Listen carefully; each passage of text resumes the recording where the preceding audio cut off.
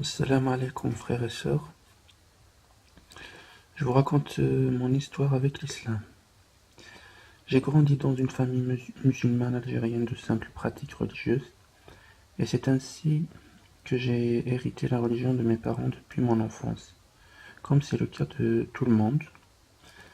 Et, et ce n'est qu'après avoir atteint l'âge de la raison, c'est-à-dire de la réflexion, qu'on commence à se poser des questions et puis on fait son choix de rester sur la religion des parents ou se convertir à une autre religion. Dans mon cas, j'aurai bientôt 30 ans, Inch'Allah, et plusieurs événements se sont produits dans ma vie et qui ont fortifié ma foi en islam jour après jour, et m'ont confirmé que l'islam est la seule religion qui détient toute la vérité, celle qu'on doit choisir comme guide dans notre existence. Dans notre existence, je vais vous raconter quelques événements qui ont rendu ma foi solide, Inch'Allah. Quand le premier événement,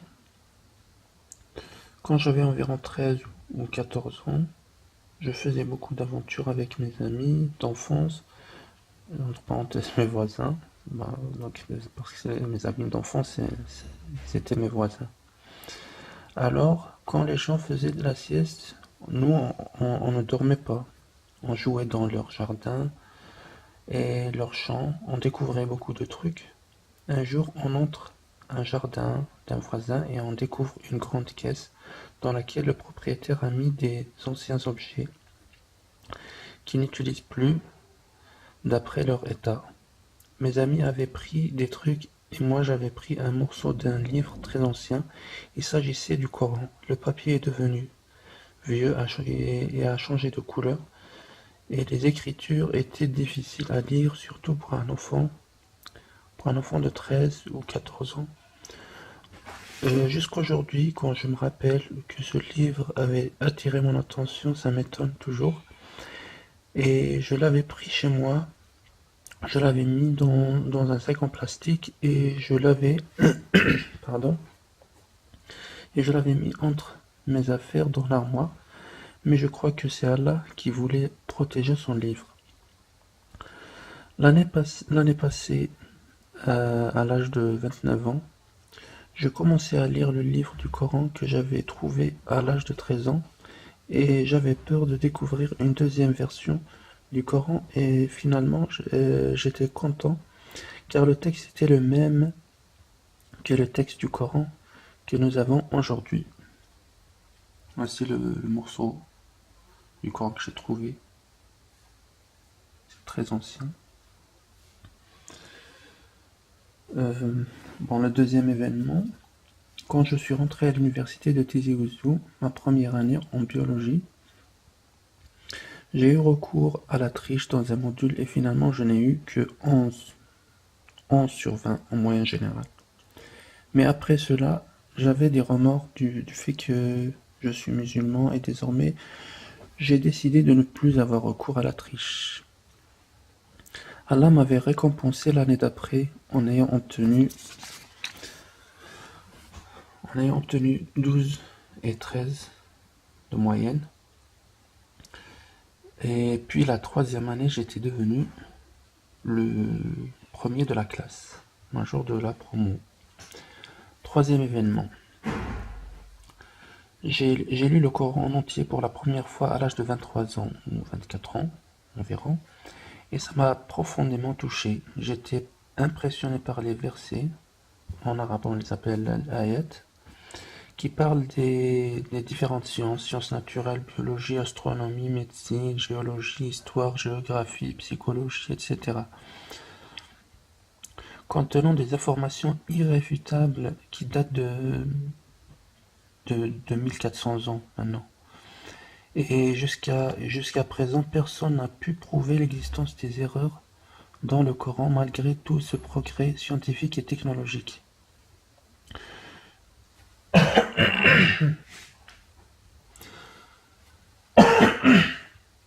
Pardon. J'étais et je suis toujours impressionné par la langue du Coran, un langage très beau. qui ressemble à de la poésie, mais ce n'est pas de la poésie.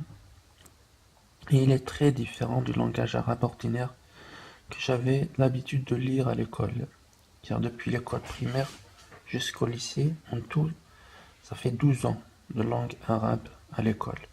Et donc en comparant la langue arabe ordinaire et celle du Coran, on voit directement le miracle linguistique. Un langage très beau, mais pas seulement. Il contient des lois divines pour les croyants.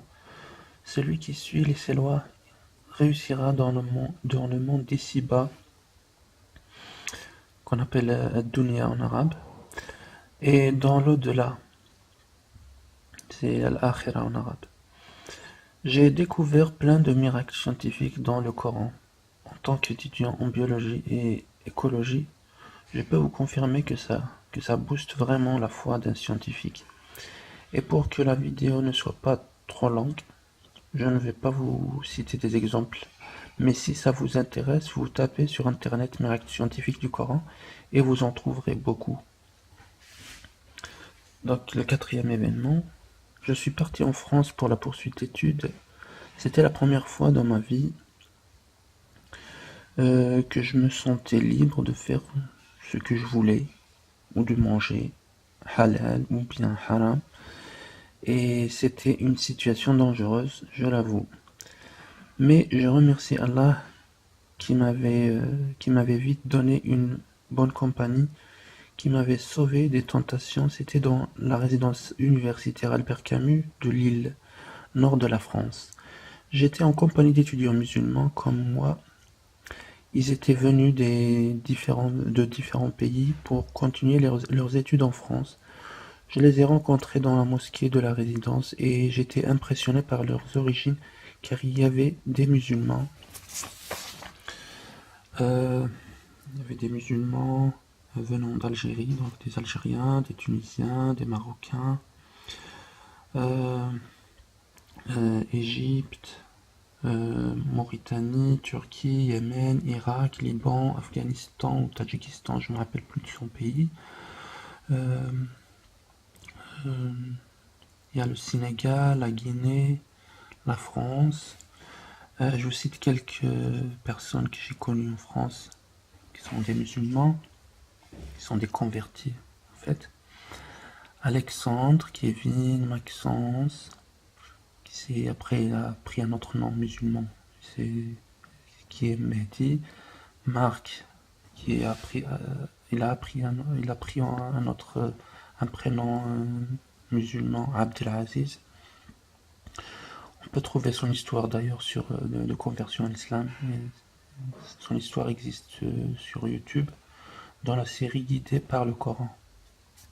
Et aussi Jean-François, Jérôme, Florent et d'autres. Il y a aussi des étudiants qui sont venus d'Indonésie, de Chine, des îles Comores. Ils étaient tous musulmans. C'était une expérience très enrichissante spirituellement et culturellement.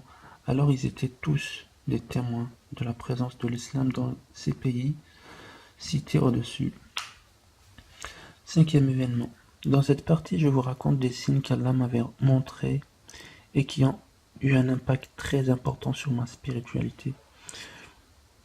Durant la période que j'ai vécue en France, 4 ans plus exactement, je faisais attention à la nourriture que j'achetais, surtout des boîtes de conserve. Je vérifiais à chaque fois si cela contenait de l'alcool, de la gélatine ou de la viande de porc.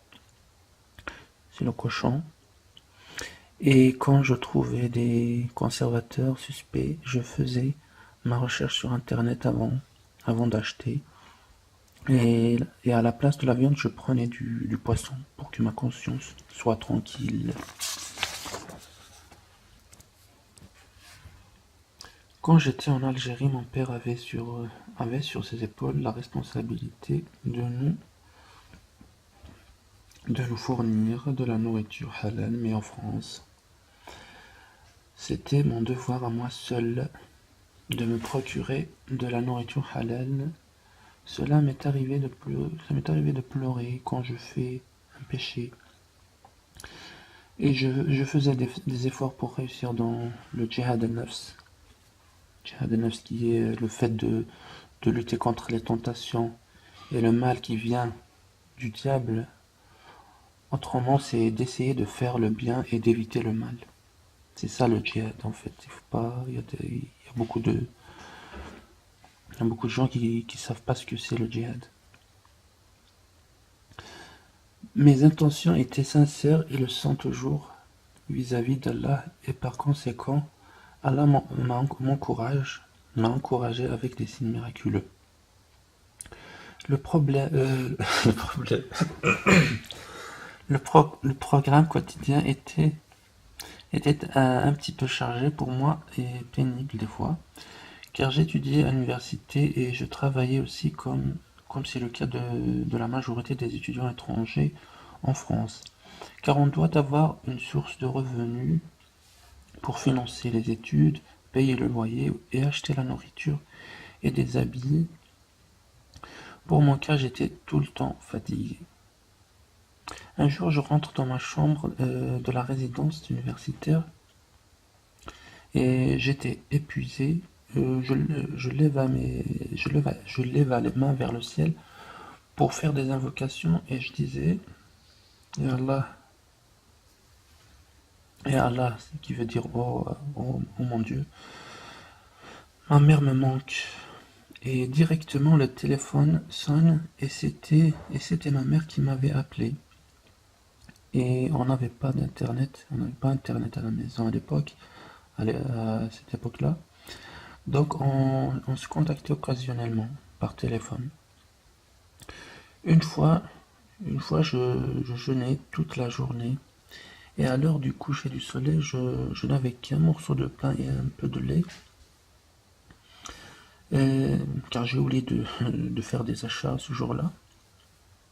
Et j'entendis quelqu'un qui tapait à la porte. C'était un voisin musulman, Ammar, qui m'avait ramené de la soupe préparée par sa femme, et il ne savait pas que je jeûnais ce jour-là. Je le remercia et je lui dis que c'est comme si Allah t'avait envoyé pour me nourrir. Et je lui dis que je jeûnais ce jour-là. Un autre signe, je fis, je fis la connaissance d'un jeune Algérien qui faisait la prière avec nous dans la mosquée. Dans la mosquée. Je discutais avec lui et je découvris qu'il n'a pas encore trouvé de travail et qu'il est pauvre en ce moment. En ce moment-là, je lui donne un billet de 20 € comme celui-ci. Donc je lui donne un billet de 20 € pour l'aider un tout petit peu. Et ma surprise est que environ une semaine à peu près, semaine après, je rentre le matin là où je travaillais, chez Jean-François. Donc Jean-François il me dit, bonjour Kamel, j'ai une bonne nouvelle pour toi. J'avais oublié de te dire que j'ai décidé d'ajouter 20 € sur ton salaire. J'étais très content, mais en même temps, j'étais choqué spirituellement, mais positivement. Un choc positif.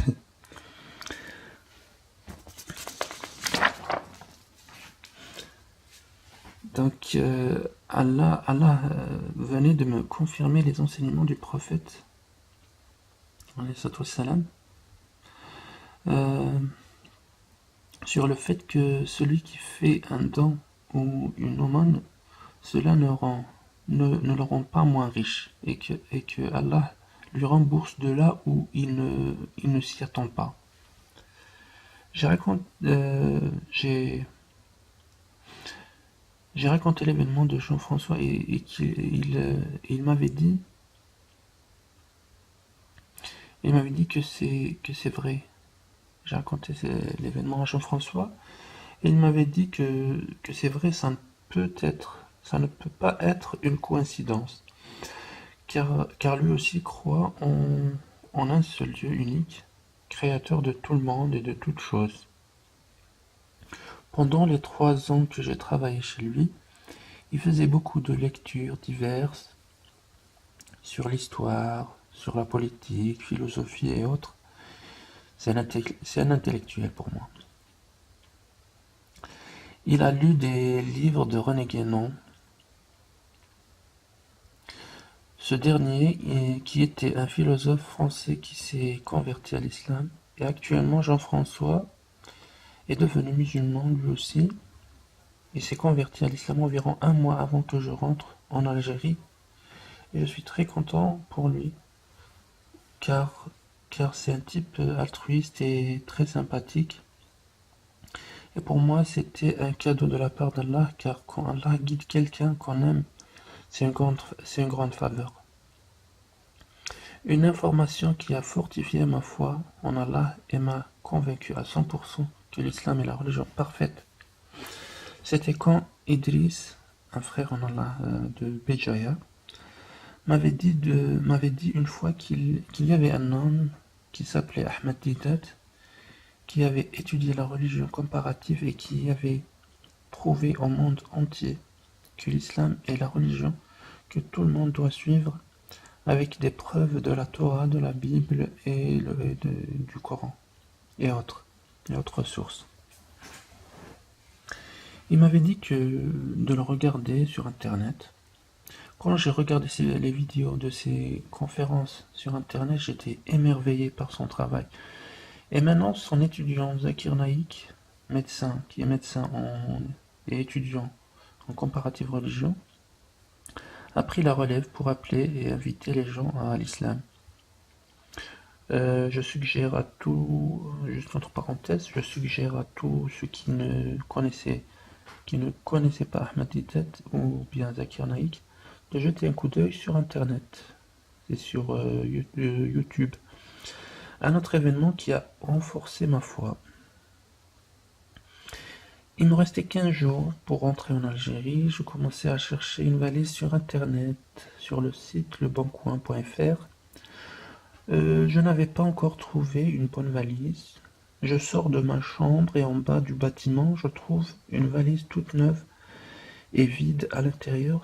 Elle était près des poubelles et donc je me suis dit, ça doit être un étudiant qui n'en a plus besoin et qui voulait s'en débarrasser. J'étais très content. Je trouve une valise idéale au moment voulu. Un autre événement qui a renforcé ma foi.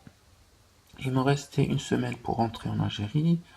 J'étais parti acheter 2 petits flacons de parfum dans un local de vente d'articles musulmans. Je lui demanda de me donner le meilleur pour le donner comme petit cadeau à 2 personnes que j'avais rencontrées dernièrement en France, Kieran et Joshua. Nous discutions de l'islam et du christianisme. Et sur le chemin du retour, je sentais l'odeur du parfum et c'était une très belle odeur. Et du coup, le diable a commencé son travail. Il m'avait chuchoté à l'oreille de garder le parfum pour moi-même et de ne pas le donner comme cadeau. Alhamdulillah, qui veut dire Dieu merci, pour les gens qui ne le savent pas, qui m'avait rappelé les enseignements de l'islam sur le fait que le musulman doit aimer pour l'autre ce qu'il aime pour lui-même. Et donc je donna le parfum à Kieran et Joshua.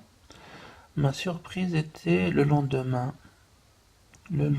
Quand j'étais parti pour dire au revoir à un ami, c'était Walid, un étudiant en médecine, et il me donna un petit flacon de parfum identique à celui que je désirais la veille. J'étais ému et choqué que tous ces événements soient arrivés à moi, un simple musulman, mais qui est sincère avec son Créateur. Depuis, j'ai décidé de faire plus d'efforts envers Allah, qui m'avait encouragé avec des signes sous forme de très belles expériences. Mais même en arrivant en Algérie, les signes continuent et je remercie Allah de ses faveurs envers moi. J'invite tout le monde à s'intéresser à l'islam et à étudier ses enseignements, mais d'une source fiable, entre parenthèses le Coran et son interprétation par les compagnons pieux et qui ont été enseignés par le prophète Mohammed sallallahu alayhi wa sallam, et tous les hadiths authentiques rapportés par les compagnons pieux auprès des savants de l'islam pour avoir des informations correctes, ou bien chercher les étudiants spécialisés dans la religion musulmane.